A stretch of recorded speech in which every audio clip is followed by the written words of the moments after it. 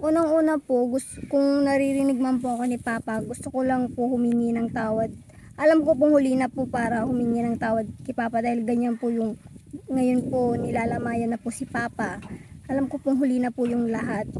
Pero humingi po ako ng tawad kay Papa na yung time po na iniwan ko sila, yung hindi ko po siya naalagaan, hindi po ako nakapagbawi, yung pagsasakripisyo natin Pinyal mag-isa, hindi ko man lang masyado mapunan, tapos yung lahat-lahat po na pagkukulang ko. Kaya sana maintindihan ako ni Papa na ganun po yung nagawa ko. Kaya humihingi din po ako ng tawad kay Ate Pinyal, kay Papa. Hindi rin po ako makapaniwala sa sarili ko na parang nagawa ko po yun. Kasi nung time na po yung bago po ko sila iwan, parang gulong-gulo po yung isip ko. Di ko po alam kung saan ako lulugar. Hindi naman po ako nakaramdam o tumanim ng tampo ko kay Ate Pinyal kasi alam ko pong yung nangyari sa kanya sobrang hirap po kasi siya lang po yung mag-isa kay Papa ang nag-asikaso.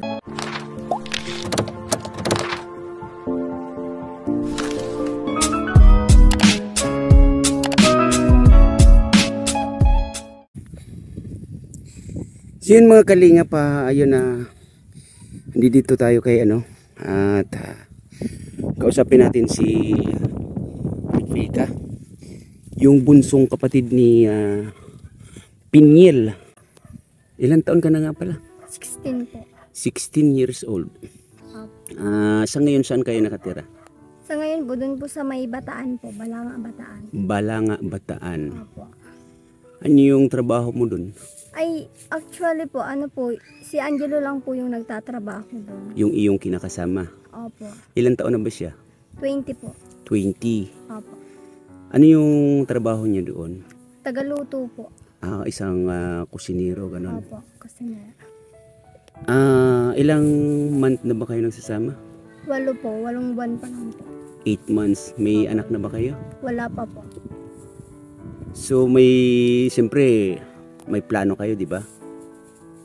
Opo, pero gusto ko po muna, bago po yung, yung plano pong ganun, gusto ko po muna yung makapag-aral po ako tapos makaipon po yung parang may napundar na po sa sarili. At least po, kahit po ganito po yung kinatna ng buhay ko, may makita po yung side ng pamilya ko na nag-success po. Like po yung nakapagawa po ako ng bahay, tapos yung hindi ko po napapabaya yung sarili ko, mga ganun po. Tapos nakaipon ng pera. Yung high school year mo ba natapos? Hindi po. Ano lang? Grade 10 po sana. Mag-grade 10 ka sana. Opo. So, sa palagay mo sa ngayon, ano pwede mong gawin? Anong pwede niyong gawin para maabot or matahak yung plano, no? Lalong-lalo na yung ikaw? Yung yung parang parehas po kami magpaplano kung paano po simulan yung pag-aaral ko po para po mapagpatuloy ko po yun. Kaya po ng pag-iipon po ng pera. Para po yung suporta niya po sa akin, hindi po mawawala. In case man po na makapagpasok po ako ulit, makabalik po ako sa pag-aaral. Yung suporta niya po sa akin, hindi po mawawala. Kaya po gusto po muna namin makaipon. Paano yan kung sakasakali, di ba? Kasi nagsasama naman kayo. Paano yan kung sakasakali hindi may iwasan sa isang magkarelasyon na mabuntis ka? Paano? Opo, yung para sa akin naman po, hindi ko na po muna iniisip yung pagbubuntis kasi alam ko pong mahirap. Ganito po sa murang edad po yung mga nabubuntis po ng maaga. Kaya ako po, natatakot din ako na mabuntis ng mga ganito po kasi may pangarap pa naman po ako na makabalik po sa pag-aaral. Yun pa rin po yung goal ko sa buhay ko. Kahit po yung pangasawa po ako ng maaga, pero gusto ko pa rin po makapag-aaral ulit. Kasi sayang po yung taon na yung taon na dadaan na hindi po ako nakakapag-aaral. Kasi kung in case man po na magka-anak kami, at least po may mapapakita kami sa mga anak namin na kahit ganito yung nangyari sa amin, kahit isa man lang sa amin may nakapagtapos. Ilang buwan kang wala dito sa lugar ng inyong papa? 8 po. 8 na po. 8 months din? Opo, pagkatapos po nung New Year po. So nung umalis ka dito, ang tatay ninyo, kumusta naman siya?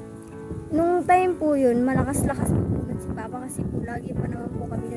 Minsan nga po nandun po kami sa may kiosk ko po, nag-usap-usap, yung pananalita niya po okay pa po. Tapos yung katawan niya po medyo malakas pa naman po. Yun lang po yung yung pinanghinayangan ko nung time po na umalis po ako na hindi ko po siya naalagaan, hindi man ako nakabawi, hindi ako nakatulong kay Ate Pingal sa pag-aalaga. Yun din po yung pinanghihinayangan ko na dapat di ako umalis nung time na yun, na dapat inalagaan ko na lang si Papa, yung parang mas pinili ko sila na naalagaan or tumulong sa pag-asikaso kay Ate Pingal. Di sana po yung wala ko problemahin ng ganito. Nung nagkasakit si Tatay Danilo ninyo, saan mo nalaman at paano mo nalaman na may dinadala ng karamdaman si Tatay Danilo, lalong-lalo na yung time kita ko siya or napuntahan ko siya noon na si Tatay Danilo is nakahiga na lang at ayun nga nangihina or hinang-hina siya. Saan mo nalaman at paano mo nalaman? Sa pinsan ko po, pinabalita po sa amin na ganito na po yung kalagayan ni Papa. Una po, yung pinsan ko po pinamalita na meron po tumutulong kay Ate Pingal, kayo nga po. Tapos natuwa na rin po ako nun kasi kahit papano wala ako dun, meron pong mga tao na tumutulong sa kanila. Kahit papano gumagaan yung loob ni Papa ng kapatid ko. Tapos nung mga nakaraan po nun na mga buwan na po, yun na po yung tinext po sa akin ng pinsan ko, tapos nung kapatid ko na umuwi dahil ganun po si Papa yung kalagayan niya, na-confine po sa ospital. Kaya nung time po nun na kahit isang linggo pa lang po kami nun dun sa pinagtatrabuhan po ni Angelo, nakabali na po kami ng pera para po makauwi dito. Kasi niisip ko po, kung hindi naman po ako makauwi, lalamunin naman po ako ng konsensya, pagsisisi na sa ganito nga pong nakalibing si Papa, tapos wala po ako, baka hindi po ako makatulog sa gagawin ko na hindi ako nakauwi. Kaya kahit na sabi kong kahit na makabali kami ng malaking pera, basta makauwi man lang ako, okay na po yun sa akin. Nanghinayang nga lang po ako kasi hindi ako nakauwi nung malakas pa si Papa, yung nakakapagsalita pa siya. Nung nalaman mo na ayun na si Tatay Danilo may sakit na halos nahihirapan na si ate mo Pinyel, nagkaroon ka ba ng komunikasyon sa kanila na kahit na yung ikaw makumusta mo sila? Ay nung time po na yung umalis na po ako dito, nakaka-video call ko po nun si Ate Pinyel. Nagsabi po ako nung malakas pa po nun siya. Hindi ko lang po alam kung kung nandito na po kayo nun na tumutulong po sa kanila. Pero nung time po nun, hindi niya po sa akin napakita si Papa na ganun po, kasi okay lang naman po yun sa akin kasi alam ko pong may tampo sa akin yung kapatid ko dahil sa pag-iwan ko po sa kanila. Yun din po yung time na yun, parang yung kahit sa video call, hindi ko po nakita si Papa, yung nakamusta. Pero yung sa mga pinsan kapatid ko din po, nangangamusta din po ako nung time na po. Kay Papa nga lang po talaga yung hindi ko po nakausap kahit sa video call o tawag man lang po. Nung nakakausap mo si ate mo Pinyel, na ayun sabi mo nga nakakapag-video call kayo at ayun gusto mo sana is makita mo si Papa mo kahit sa harap ng camera, no, pero hindi na ipapakita sa iyo ni ate mo Pinyel. Ano yung eksaktong nararamdaman mo? Ano yung katanungan mo sa sarili mo? Bakit ganon? Yung sa akin po yung about po kay Papa, na ba't iniwan ko si Papa ng ganong sitwasyon niya po, yung sabi ko sa sarili ko, ba't iniwan ko si Papa, si Ate Pinyel, ganun nga po yung sinabi ko kanina na ba't iniwan ko sila, na yung kalagayan ni Papa hindi na gaano pong kalakasan, tapos si Ate Pinyel, kami dalawa na nga lang po yung naalaga kay Papa, iniwan ko pa. Kaya po yung isip ko rin po nung time na po yun na hindi rin po ako makapaniwala sa sarili ko na parang nagawa ko po yun, kasi nung time na po yung bago po ko sila iwan, parang gulong-gulo po yung isip ko, di ko po alam kung saan ako lulugar.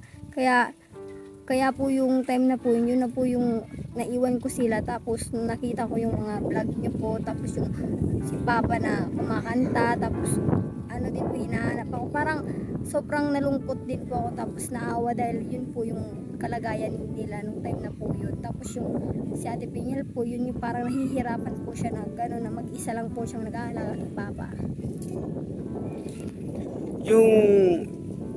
Yung time na nakikita mo sa mga vlogs na si Papa mo, si Ate Pinyel mo may mga nasasabi about sa inyo, nakaramdam ka ba ng tampo or galit sa iyong kapatid na nakakapagsabi ng ganun? Kasi di ba may mga nasasabi si Pinyel doon na para sa iyo, ano yung nararamdaman mo sa mga naririnig mo na nanggagaling kay ate mo Pinyel? Nung time po yun na yung nakita ko po yung vlog niya po, na vlog niyo po sa kanya na nakapagsabi po siya ng about po sa amin na magkapatid. Hindi naman po ko nung nakaramdam o tumanim ng tampo po kay Ate Pinyel kasi alam ko pong yung nangyari sa kanya sobrang hirap po kasi siya lang po yung mag-isa kay Papa ang nag-asikaso. Kaya naintindihan ko naman po yun. Nag-guilty po ako nung time na po yun na yung mga sinasabi din ni Ate Pinyel na mga ganun, iiwa, tapos yung umiyak po siya sa kamerang, naawa po ko nun sa kanya kasi alam ko pong dahil sa pag-iwan namin na isa po yung pag-aaral niya dahil sa pag-aasikaso kay Papa. Kaya nung time po yun, di naman po kami nung nakapagtanim ng galit kay Ate Pinyel. Kasi naiintindihan naman po namin yun dahil sa nagawa namin sa kanya. So, ngayon Rebecca, maraming salamat ano. At ayun, baka mayroon ka pa nga pwedeng idugtong na mga kwento about sa inyong pamilya. Pwede mong ikwento dito sa harap ng camera. Sige, go. Unang-una po, kung naririnig man po ako ni Papa, gusto ko lang po humingi ng tawad. Alam ko pong huli na po para humingi ng tawad kay Papa dahil ganyan po yung ngayon po nilalamayan na po si Papa. Alam ko pong huli na po yung lahat. Pero humingi po ako ng tawad kay Papa na yung time po na iniwan ko sila, yung hindi ko po siya naalagaan, hindi po ako nakapagbawi, yung pagsasakripisyo natin Pinyel mag-isa, hindi ko man lang masyado mapunan, tapos yung lahat-lahat po na pagkukulang ko. Kaya sana maintindihan ako ni Papa na ganun po yung nagawa ko. Kaya humihingi din po ako ng tawad kay Ate Pinyel, kay Papa. At pasalamat ko din po kay Ate Pinyel kasi kahit po wala kaming dalawa ng kapatid ko, hindi niya mo nagawang pabayaan si Papa. Hindi niya po pinabayaan na asikasuhin lahat-lahat po na responsibilidad bilang anak. Siya po yung gumawa para kay Papa. Kaya sobrang pasalamat ko din po kay Ate Pinyel ako sa inyo kung Kalingap, Team Kalingap po, kasi kung wala po kayo, siguro po hindi namin alam kung ano pong gagawin sa ganito pong naging sitwasyon ni Papa sa lahat-lahat po. Kaya sobrang maraming salamat po sa inyo. Okay. Ganun lang ano Rebecca no. Nandito ang Team Kalingap para sa inyo. At kung ano man yung inahing mo or pwede mong hingi na tulong para sa Team Kalingap, hingi ng tulong na manggagaling sa Team Kalingap para sa iyong sarili, huwag kang mag-alala kasi nandito kami. Nandito si Kuya Val Santos Matubang, Ate Edna Vlogs, Kalingap Rap na handang tumulong sa iyo. At ayun nga, si ate mo Pinyel ay siguradong matutulungan ng Team Kalingap at yayakapin siya ng kabutihan, magiging mapapaganda yung kanyang sarili, yung si ate nyo Pinyel ay mailalagay sa maayos na kalagayan. Kaya sa muli Rebecca, kung saan ka magiging masaya, yun yung gawin mo. Pero kung ano man yung magiging sitwasyon, ano yung magiging kahilingan mo, ano yung pwede mo ngang hilingin na tulong para matulungan ka, nandito ang Team Kalingap at nandito ako, handang makinig, handang tumugon at handang ilapit kung ano man yung iyong pangangailangan, lalong-lalo na sa iyong sarili. Unang-una, bata ka pa, kailangan yung mga desisyon mo alam mong ikay mapapabuti. Na yun nga, sabi nga ni ate mo Pinyel, ang pangarap ng inyong tatay na si Tatay Danilo ay mapagtapos kayo ng pag-aaral.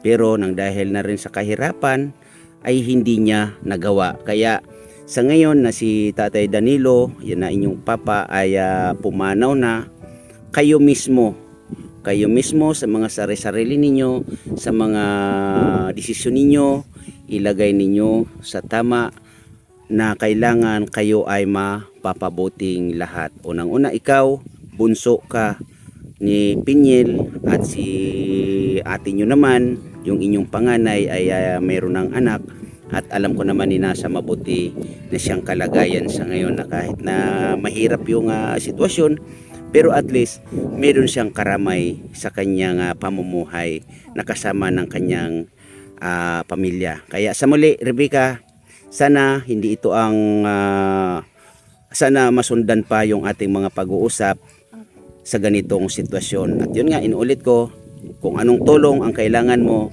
para sa iyong sarili, huwag kang mag-alala. Nandito si Kalingap Tatay Papsi na handang lapitan at handang lumapit para mabigyan ka ng tulong ng Team Kalingap, lalong-lalo na ni Kuya Bal Santos Matubang, Ate Edna Vlogs at Kalingap Rap. Okay? At ayun, maraming salamat, Rebecca, sa pagpapaunlak ng kwento ng inyong pamumuhay dito sa Dangkalan, Dunsol, Sorsogon. At lagi kang mag-iingat kung saan ka magiging masaya. Suportahan mo ang sarili mo, okay? Opo, salamat din po.